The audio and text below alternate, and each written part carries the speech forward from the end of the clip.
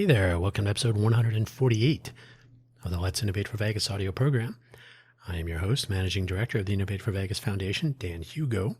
We're recording this at 7:48 a.m. Pacific Standard Time in the Greater Vegas area on this Tuesday, December 16, 2025. We normally publish on Tuesdays, so I think we might make it. If you are not familiar with the Innovate for Vegas Foundation, or perhaps this Let's Innovate for Vegas audio program, the quick rundown: we are a nonprofit, Nevada nonprofit corporation, like a real company, with our 501c3 determination. We're in our fourth fiscal year, so we're a public charity pursuing community elevation. Our purpose statement, in fact, is to enable and encourage ideation, innovation, and implementation to make our communities better. The communities don't have to be in Vegas, and we are not necessarily focused on coding. In fact, we started out as the Code for Vegas organization, which was part of Code for America a decade ago. We rebooted in June of 2022, June, as the Code for Vegas Foundation. And then we renamed because we are not just working on code. Innovation can take many shapes, many forms. There's an entire innovation district in downtown Las Vegas. There's no code district, but there is an innovation district. There's an innovation center, and so on. So the Innovate for Vegas Foundation is here, and we're doing some cool stuff. And hopefully in 2026, we'll be doing more cool stuff with more cool people, perhaps. So there you go. I'm the managing director. I wear all of the hats at the moment. So things are moving a little bit slowly as we come to an end of this calendar year, but we're hoping for awesome things for 2026. So I've talked about our Smarter City Hackathon idea in a previous and recently previous episode of this very audio program. I thought I might tackle, I think I've talked about this in a long time ago. Why hackathons? Today's title and topic. Why hackathons? Now I think I also did this back then. I didn't even look because it's something I would do. I didn't put a question mark on there. You can insert, if you like, why hackathons, ? Or you can take this as a statement or response. Why hackathons? This is why hackathons. So that's this audio program for this Tuesday, December 16th. Here we go. If you are not familiar with this audio program, the Innovate for Vegas Foundation, like I said, is a 501c3 here.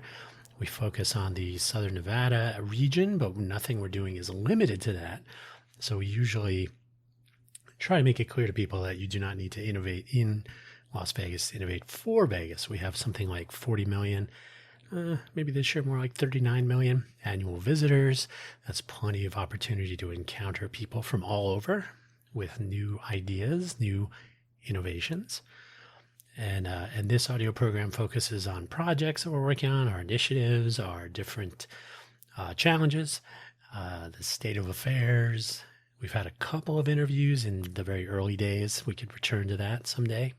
So yeah, there you go. Hopefully wherever you found this audio program, you're able to locate the episode description, whether it's on YouTube or Apple Podcasts, or if you're just subscribed to an RSS feed. Hopefully we got you. The show notes contain a summary, which I'll read to you. It's 2 sentences. Yeah. And then there are four links in today's episode. The 2 usual, linking to our 2 homepages, and then 2 for today's episode. So let's get to it so we can get on with our various days and activities. The summary of today's episode: hackathons are not always appreciated as the flexible innovation approach they could be, even by those who have participated in a hackathon or 2 or more. Let us discuss the possibilities. ... And there's a little parenthetical there. The cover art for the photo in the cover art for today's episode is a photo that I took at PennApps X in Pennsylvania there. It was in September of 2014. It was taken by me. It was in a gymnasium with at the end of their PennApps Hackathon, where people were showing off their projects, however far along they were able to get. The links for today's episode: innovateforvegas.org. innovateforvegas.org, no space. Innovateforvegas.org is our original homepage. Actually, codeforvegas.org was anyway. Innovateforvegas.org is hosted on GitHub pages. It is where you would find information about our initiatives, component projects, who's working on stuff. There are links to this audio program and more. So that's where you would go if you're curious about what we're doing. Innovate for Vegas Foundation, that's Innovate FOR Vegas, Innovate for Vegas, period, Foundation, spelled out, Foundatation. Innovate for Vegas Foundation, innovateforvegas.foundation is our company website. Remember, we are a Nevada nonprofit corporation. There you will find, once I get around to it, hey, it's the end of the year, come on, the current state of our bylaws, our code of conduct, our logo, artwork files, basically all the stuff that is business related, our 990 disclosures. I got bad news for you. They're not impressive. Don't feel like you're missing out on anything if you don't know that we came in severely under the $50,000 gross receipts cap for our first 3 fiscal years. But we're in our 4th year, so who knows? Anything is possible. But yeah, there you would find all that. So the business side of Innovate for Vegas at the .foundation website, the activities and participation side, innovateforvegas.org. Both are always works in progress. Everything on the internet is. The Wikipedia page link for what a hackathon is. Take everything you find on Wikipedia as the beginning of your journey. So if you are interested in what hackathons are, you should take a glance at that page and then participate in one, or maybe have one, host one, facilitate one. Or you can do some more reading. There are plenty of articles. People have described their hackathon experiences and so on. But it's a good starting point. It's a quick rundown. It does start off with the traditional laptop and stay awake all night kind of thing. But a hackathon is so much more than that. And the 4th and final link, Southern Nevada Strong for 2050. What does that mean? Well, it's a website for what is essentially, it's not quite a 25-year plan, but it's basically some thinking from now until out into 2050. It seems to be driven by the RTC, the Regional Transportation Commission. And so it focuses on housing and transportation, but it fits nicely into, if you remember me talking about, our Smarter City Hackathon. So we'll talk about this towards the end of today's episode. So the hackathon. The word is mixture or portmanteau, if I'm saying that correctly, portmanteau, of hack and marathon. You can find that on the Wikipedia page also, where hack is the older use of the term before it was co-opted by people who think it is a criminal or other nefarious behavior label. Like, oh, I got hacked. Back in the old days when I was first playing with computers, hacking meant just staying awake all hours because you couldn't always get computer time. So you'd have to do it later at night, especially if you were in a school setting or similar. So hacking was something you would do in the basement where the computer terminals were at MIT or something like that. So hacking, it's like to work on a problem. Some device was just talking to me, sorry. So hacking is working on a problem or a challenge for an extended period of time. And it's kind of like chopping wood or cutting one's way through a jungle, right? Hacking down the various plants with a machete. Or you've watched somebody do stuff like this in a movie, so you're at least familiar from that perspective. So just imagine hacking is like getting through to your goal, trying to reach your destination. Doesn't have to be bad. In fact, it's better that you don't think of it as bad if you're thinking about a hackathon. Here's a fun fact, and I will talk about this more in a moment. When I was working for Intel Corporation, I was traveling to hackathons, so I would often depart, head to the airport at who knows when, 4 a.m, get back midnight, you never know. So I would often be asked by my ride share driver, why are you heading to the airport so early? I would say, oh, we have a hackathon in wherever. A hackathon? Is that where, are you guys breaking into banks or something? No. It's unfortunate that the hackathon has that sort of attachment to it, but these are the times we live in. A marathon is historically a running race of fixed length. A hackathon is a thinking or doing race of fixed time more often. You're not really traveling a distance usually, where participants try to accomplish something in that fixed time, going as far as they can to connect a distance analogy. So they're going to go as far as they can in the given amount of time. A running race is more about going a fixed distance in as short an amount of time as possible. A hackathon usually doesn't have a specific destination, but you do usually have a specific amount of time, pencils down, so to speak. There may be a competitive element. It may be very similar to a race, though, but it doesn't have to be. There might be prizes, but a hackathon is always a race against that ticking clock. So even if it's completely friendly or if it's in a design sprint format, we're all in a room and we're going to spend our time together trying to get some sort of a solution or a selection of ideas that we can pursue as a solution. So there's usually a time set, like, okay, we're going to spend 5 days, 5 8-hour days. We're going to spend 5 2-hour days, whatever the case may be. The ticking clock essentially makes a hackathon. There's always a presumption, initially at least, that a hackathon is going to be staying awake all night with laptops trying to build an app or maybe a robot or something with coding and electronics involved. That's usually what people think of first once they get beyond the fact that it's not breaking into banks or other criminal activities. While these are certainly examples, there are many more examples that may not have any electronics or coding anywhere near them. The core elements of a hackathon are really that ticking clock, some goal or challenge, resources to accomplish some level of solution development, and it helps to have more than one person participating. You can have a one-person hackathon, but no one will ever know. My first formal hackathon, on reflection, I had participated in something like a hackathon or hackathons for a long time, just not called a hackathon, not formally, not labeled and organized in the same way or, with that sort of typical expectation. Then more so in workplaces, but even in college, maybe even before that. We'll get to that rationalization in a moment, but my first actual hackathon while I was working for Intel Corporation and on their behalf was PennApps 10. It was PennApps Roman numeral X, so PennApps 10. And it was hours after we had officially launched the initial Intel Edison product, like version 1. We were actually at the Intel Developer Conference in San Francisco, Moscone Center. And I headed to the airport, and Intel Edison was a maker product, so I was in the Maker Innovator Group. So I've mentioned that here and there. So I headed to the SFO airport, San Francisco airport, and headed to Pennsylvania for PennApps 10, which was like the next day. I think it was actually, I don't remember exactly if I arrived like Thursday. The event definitely started Friday evening, so I either arrived sometime on Thursday or Friday morning. That escapes me, but it was one of those. It probably was, I think we got there Friday morning, if I'm being honest, because I remember we were very tired, but we had to go set up our table. That event typically had 1,200 to 1,500 participants, usually college students, sometimes from the school itself, sometimes they would drive in from other places, this being a fairly large event.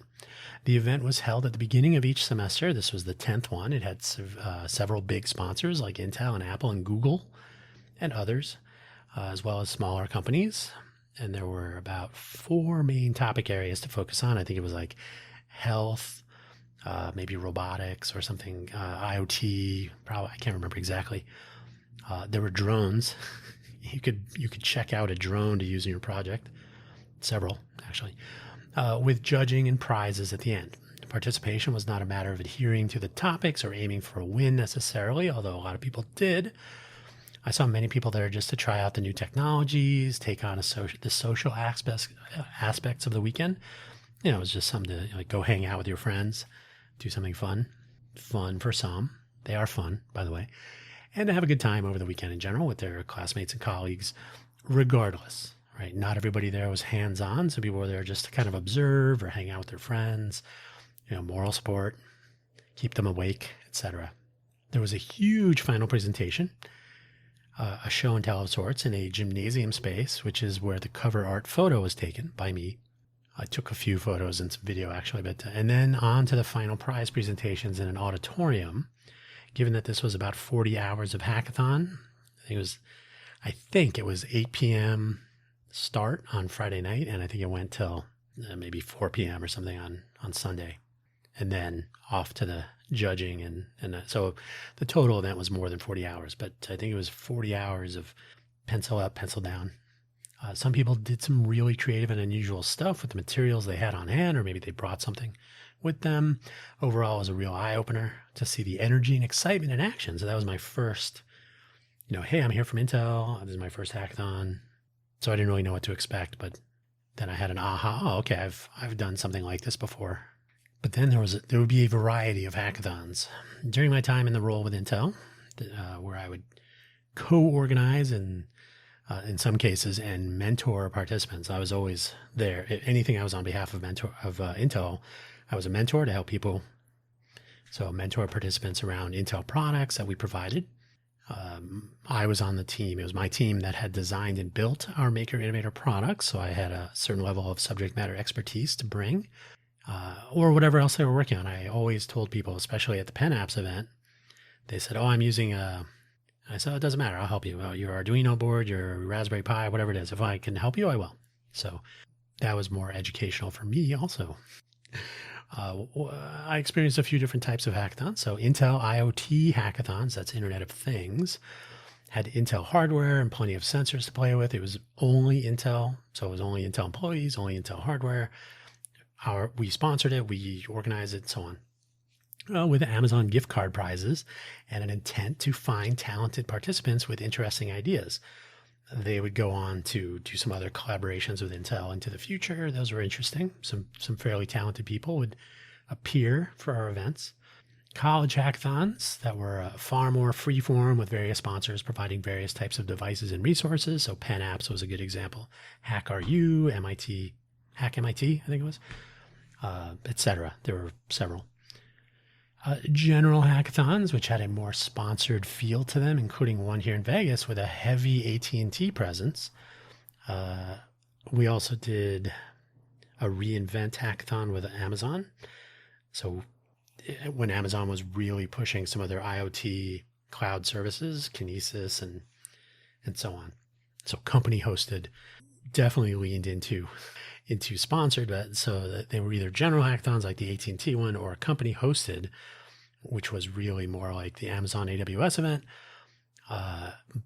Now, Amazon AWS at reInvent was hosted here in Vegas, where I am. That was easy to get to. But sometimes company hosted events were a hackathon on their site or in their facilities or closed.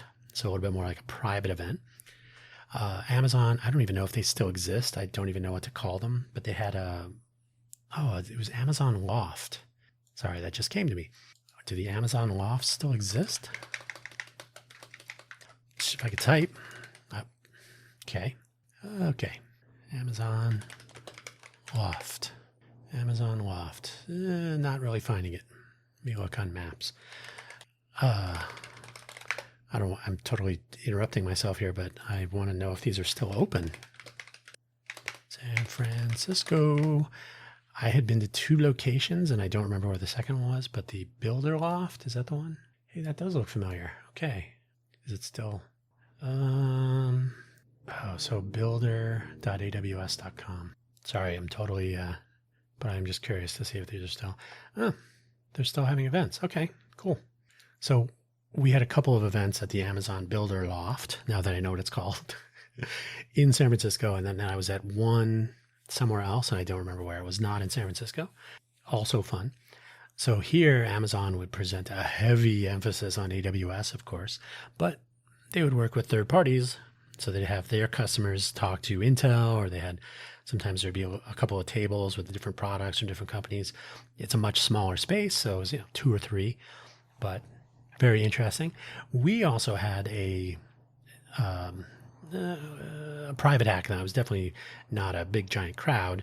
Probably, I think it was about a dozen people participating, and then I was there to help out with some of the technology. A private hackathon with Eastpak, makers of backpacks. So we called it a packathon. Eastpak, around developing smart backpack ideas. So this was a decade ago. So I don't know if any of those ideas ever became products, but it was pretty fun. It was very educational.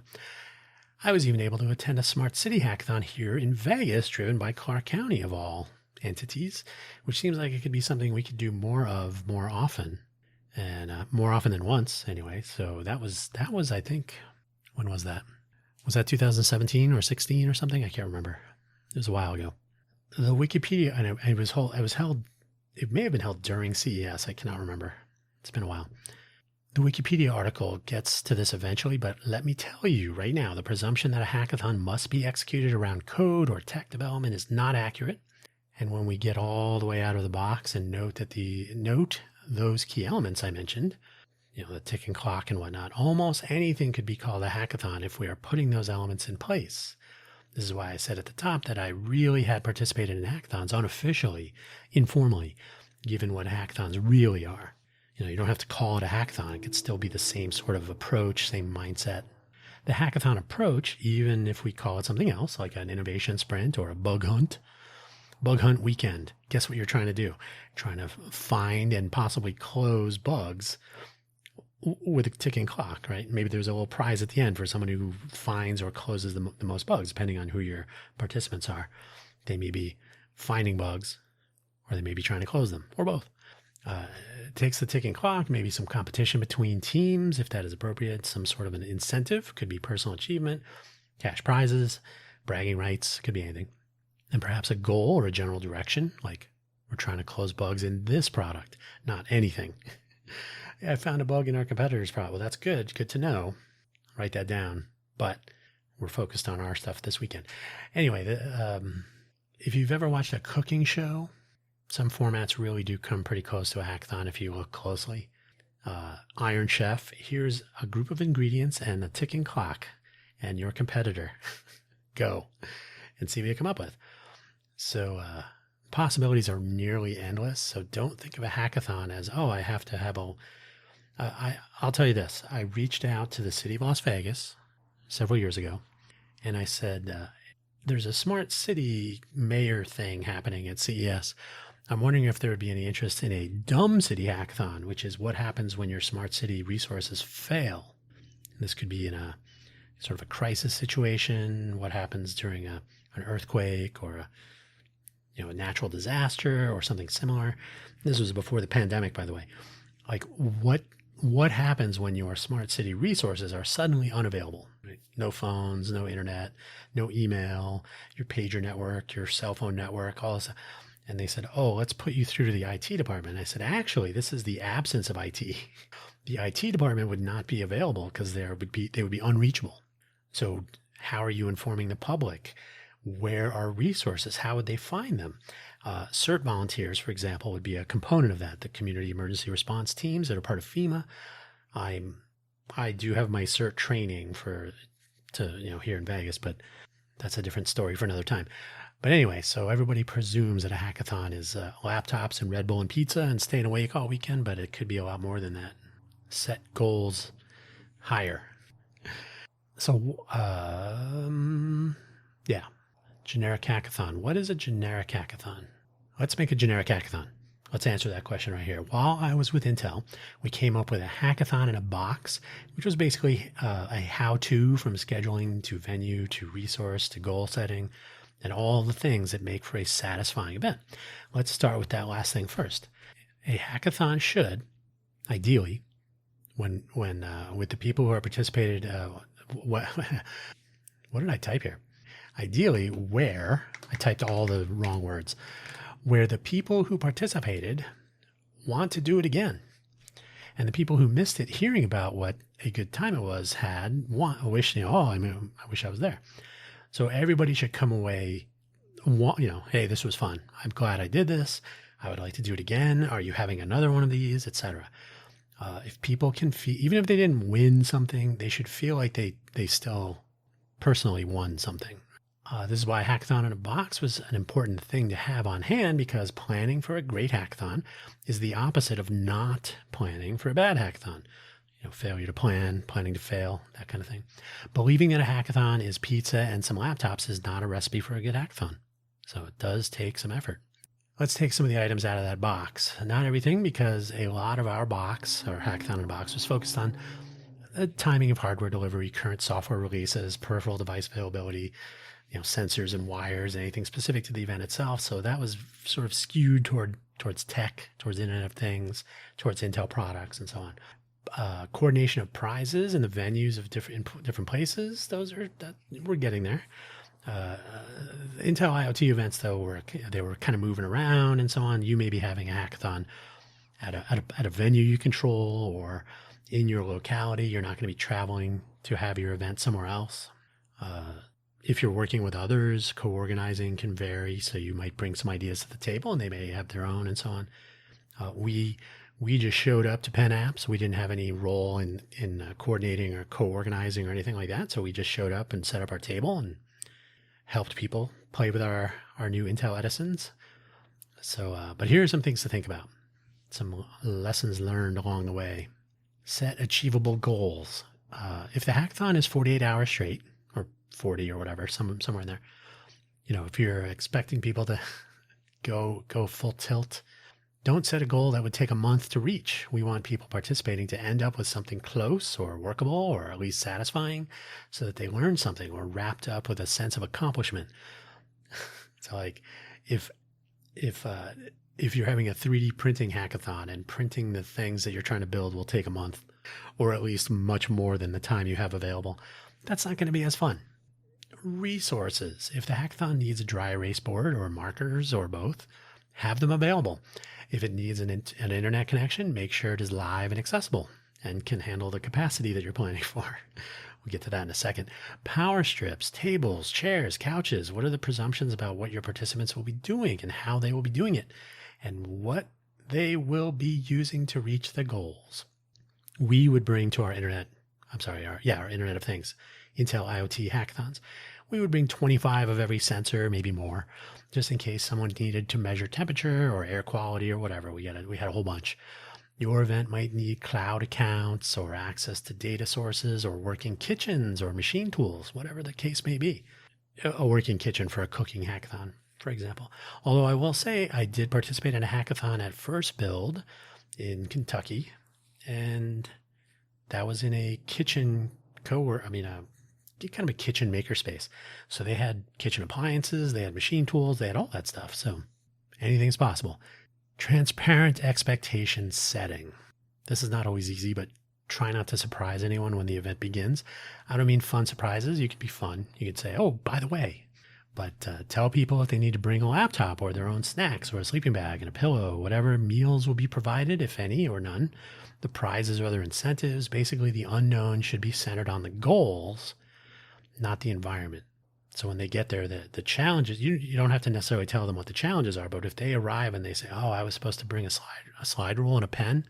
Yeah. So you can be secretive and surprising about the goals and the particular challenge, but people should feel like they're prepared, ready to go, or, oh, I didn't know anything about this topic, right? You should be upfront about what the topics are, any expectations.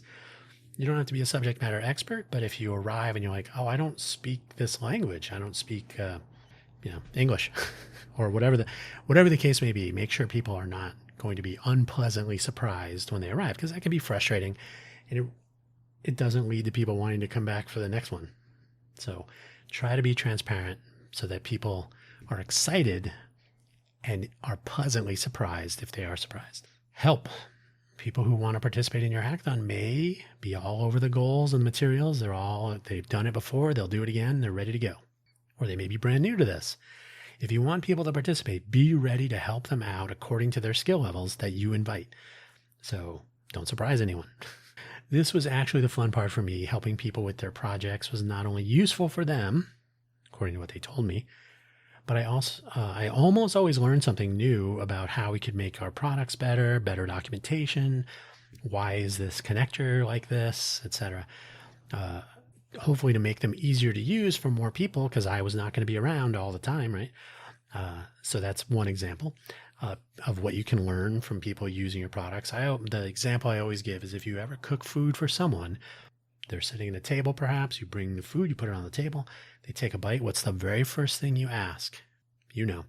So yeah, be ready to provide help or feedback or some sort of customer support, right? These are your customers. So unless the format is you don't get any help, everybody's on their own, it's a competition, you don't want to help one team more than the other, etc.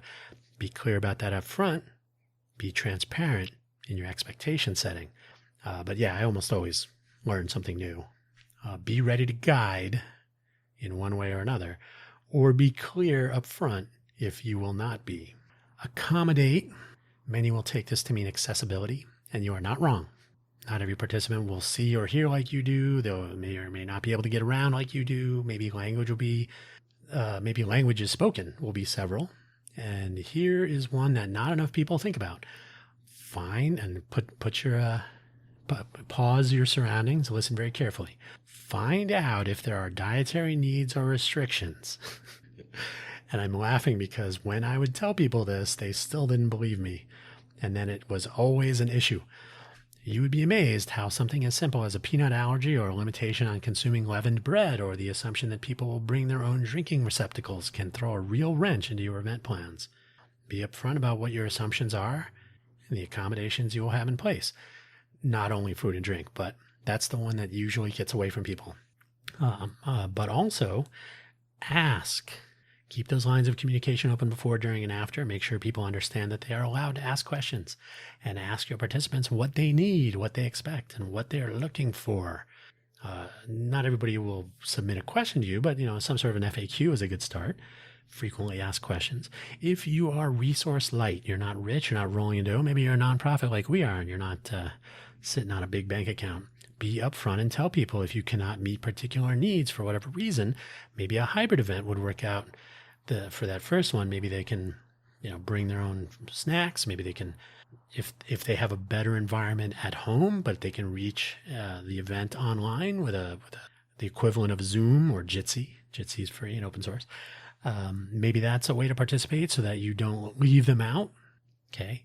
I was at an event on the East Coast. I will not shame them, but it was, they had provided meals and whatnot. It was a standard 2-day. There was breakfast and snacks and so on. There were bagels and pizza, the whole nine. Note, bagels, pizza, donuts. So I noticed a group of people kind of milling around. So are you guys going to eat anything? And they said, we can't eat any of that stuff. Can't have leavened bread for the weekend. Didn't ask. Does anyone have any special food? Let me check a calendar to see if there are any holidays or any These are the sorts of things that will make or break an event for a lot of people. And if you think ahead, it's pretty easy to accommodate. So accommodate and ask. Always have that question available to people. Hey, are you going to need anything special? And you see this frequently on, CES, for example, is coming up in January here in Vegas. Do you have any special needs as far as access and anything else? So ask. Make sure people know that they can reach out to you. Friendly, keep it friendly. Competition is fun, and in-person events can help with team building along with friendly inter-team competition sometimes, especially if there are prizes or bragging rights that are on the line, right? Keep it friendly keep it friendly for hybrid participation as well. Correct all typo here. Keep it friendly. If remote teams can join, make that possible. The example I gave earlier. If you can't accommodate some people, if they have special, whatever the case may be, if you want people to participate, try to make their participation easier rather than more difficult. It's a little rule of thumb to go by. Yes, in-person versus remote versus hybrid. There's a difference. That can be a very different experience. But at the very least, put some thought into how the actual experience will impact the experiences of everybody who participates has, right? Will you set up this experience so that people will say, oh man, I wish it was in person, or, oh, I wish I could have just stayed home and done this. It would have been easier for me. Not everybody has 40 hours to commit to something if they have a family or what. So try to figure out who you want to provide an inviting experience for so that they do have a good experience on their end. If you want them to wrap up wanting to go again, try to make that a possibility, right? If by the end of your event, you have people saying, this was a real pain. I wish I could have had something to eat. I wish you would have told me that I needed to bring a power brick for my laptop, right? That kind of stuff. Some of those are, okay, the laptop thing is, you should probably be able to figure that one out. But in general, you think about it. You really want people to leave saying, oh, are you going to do this again? Can we do it? That's the kind, even if they didn't finish, right? Can we do this again? Are you going to do this next month? Let me give you an example of an Intel IoT hackathon. Usually, because I went to a lot of those. Usually in a co-work space rented out for the event. Saturday, 9 a.m. start, go home at midnight, come back Sunday morning to finish, probably by 5 or 6, early evening. I don't remember if a lot of food was provided. I think it was take a break at lunchtime and go grab a bite or something. I don't remember providing, because I don't remember anyone asking about special food or dietary needs or anything like this. So I don't think we actually did anything more than snacks, but I do not recall. Amazon gift card prizes, participation capped at around 100 people, so we could plan the size of the venue and the resources we would bring with us and so on. Plenty of sensors and devices and hardware and Intel employees like myself to help out. So we were trying to set up people for success, not failure, right? People could bring their own devices as well. I knew one person brought their own little display that they could plug in, and so usually the rules are not, only what we provide, but it could be. Depends on your event. Depends on what you're doing. Iron Chef. Think Iron Chef. You can use other ingredients, but you have to use these ingredients. So remember, I mentioned internet access. Here's the funny part.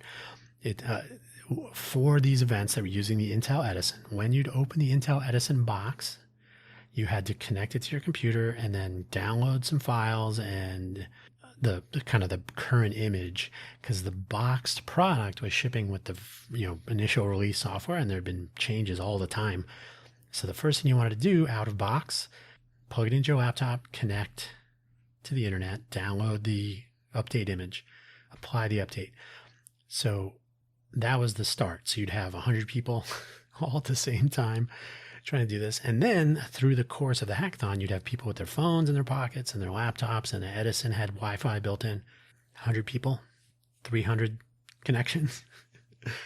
So think of those 100 people all trying to do stuff at the same time.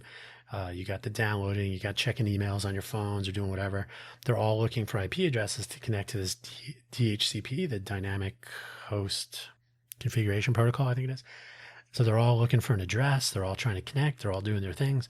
So the local internet at the co-work space that we had rented out could not handle this. So there was several of those initial outings, especially that first one, was like, oh my God, everybody gets totally crushed. They're trying to get started and you can't. Like, I just opened the box and it's been 2 hours and I still can't use it because I got to do all this.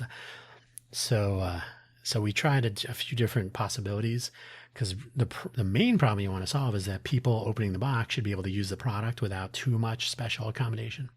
But for our IoT events, we just brought, instead of having to download it, you would we handed out a thumb drive, so there'd be an Intel branded thumb drive with all the stuff on it.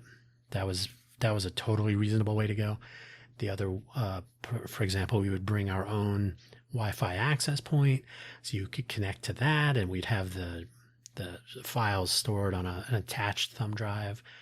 So you could, so we had a few different ways of fixing that. These are the things you would learn. Like I said, you'd always learn something from people. So we learned a lot by interacting with our customers. So it became the norm to take out the on-site Wi-Fi to take it out.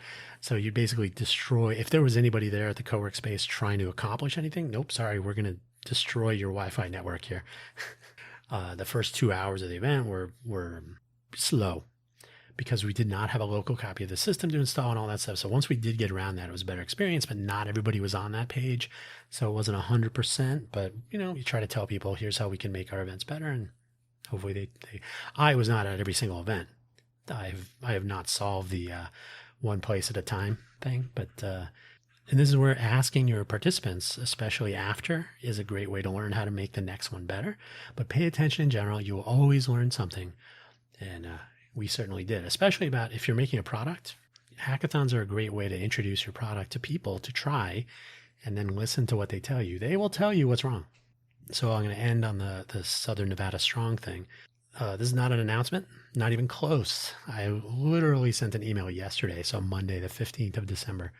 So I reached out to the RTC folks about the co-mingling of our Smarter City Hackathon, which I talked about 3 weeks ago, I think, to see if we can co-mingle this with their Southern Nevada Strong program to make a hackathon approach a possibility for at least some of what we both would look to accomplish. They're going to take a few months into 2026 before they come up with a sort of a final outcome. And then it's a 2050 program. So things that they come away with at the end of the program here would not be implemented until, they would be implemented over time. So we're not in a giant rush to wrap up and ship something at, in September or something like this, 26. But some of what they want to accomplish kind of overlays with or intersects with what we would hope to accomplish with our Smarter City Hackathon. So I thought it'd be interesting to see if there's a room for collaboration, a hackathon approach. If you take a look at their website, southernnevadastrong.com, is that right? Do I have that open? I do. I did. There it is. Okay. So I'll just very quickly, their homepage has a little about Southern Nevada Strong 2050. Over the next 25 years, Southern Nevada will grow from 2.3 million to over 3 million people. We don't have enough water for that, so that'll be interesting. In 2015, our community began preparing for this growth through the creation of the original Southern Nevada Strong Regional Policy Plan. And by the way, you'll find often cities will have often there's a legal requirement that they have in their local, state laws, where a city has to have a plan, like a land use and transportation, economic, so the city has to have at least 10, usually 10 is like the minimum, years of plan into the future so they can try to be ready over the course of those 10 years. Through this effort, our community created a vision for how we wanted to grow to ensure that Southern Nevada remained a place for all to thrive. This effort is called Southern Nevada Strong. So they have a schedule. There's phase 1 should be done, finished September 2025. That's identifying existing conditions, which our Smarter City Hackathon would start early 2026, trying to do that. That can be done sort of ad hoc. There's really not an essential need to gather people, but that could be a group effort. Phase 2, November 2025, so that's now until April of 2026. Help us explore our community's growth and what it might look like in the future so we can decide on which outcomes work best for everyone. So that's kind of, that's more ideation, to be honest. Phase 3, the action plan. Review the action plan we created to achieve the scenario that was chosen in phase 2. So somewhere in there for our Smarter City Hackathon, there would be ideation and then innovation. So like we have some idea of what the challenges are, what we're lacking, what could be improved. What do we want to do here?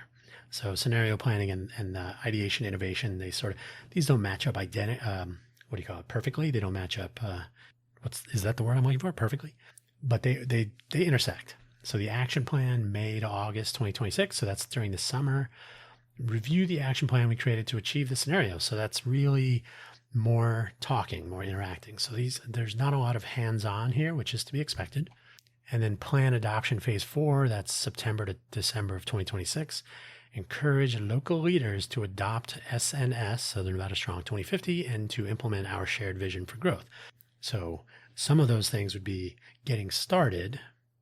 Some of the things you're going to do in 2026 into 2027 are for 2050 or the time between. So some of the things will not be implemented for a while. So having these notions in mind is a good start. So there's plenty to the website. You can read about who's on the team and what they're doing so far and all that. So both of these notions are good examples how we are not looking at laptops and pizza so much as open-ended ideation, maybe many teams in co-opetition perhaps. So maybe some prizes, maybe they're looking for prizes of some sort to hold in their hand, or some other team or individual wins. Sometimes it's just the pride, the boast. That was me, bragging rights. But also understanding that everybody wins with the best ideas reaching a state where they can be implemented.